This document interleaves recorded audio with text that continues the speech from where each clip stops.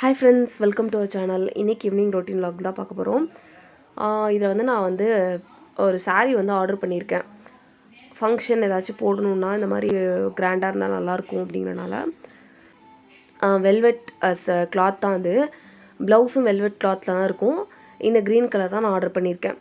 நான் நிறைய ஆப்லலாம் பார்த்தேன். எனக்கு கிளாத் நல்லா குவாலிட்டியாக இருக்கிற மாதிரி ஃப்ளிப்கார்ட்டில் இருந்துச்சு. ஸோ அதில் ஆர்டர் பண்ணியிருக்கேன்.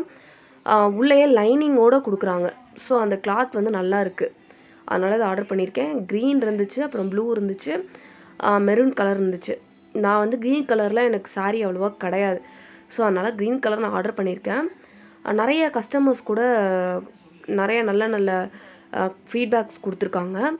அதனால் இந்த சாரீ கலரும் நல்லாயிருக்கு பாருங்கள்.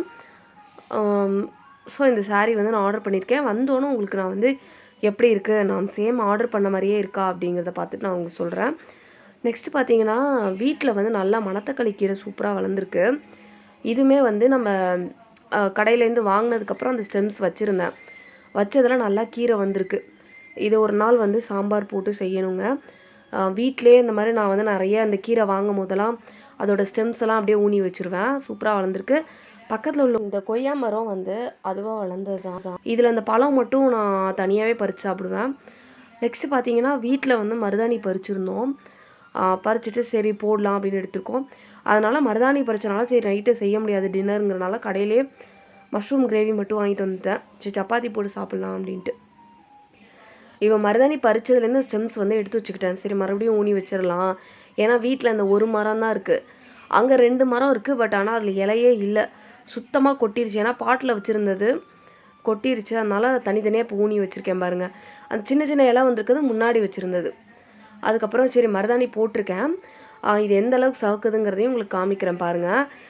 சரி நான் எப்பொழுதுமே போடும்போது தொப்பி அந்த சொல்லுவோம்ல அது போடுவேன். தொப்பி போட்டுட்டு பின்னாடி அந்த ரிங் மாதிரி போடுவேன். அது ரொம்ப பிடிக்கும். அதனால் போட்டிருக்கேன். ஒரு 2 hours கிட்டே போட்டிருந்தேங்க. ஆனால் எப்படி சவந்திருக்குங்கிறத நீங்களும் பாருங்கள். ஸோ நல்லா சவந்துருந்துச்சு. உங்களுக்கு லைட்னால அப்படி வெளிச்சமாக தெரியாமல் இருக்கும். ஆனால் சூப்பராக சவந்துருந்துச்சு. ஸோ நான் கைக்கு மட்டும்தான் போட்டிருந்தேன். நெக்ஸ்ட் பார்த்தீங்கன்னா டின்னர் சப்பாத்திக்கு மஷ்ரூம் கிரேவி சூப்பராக இருந்துச்சு.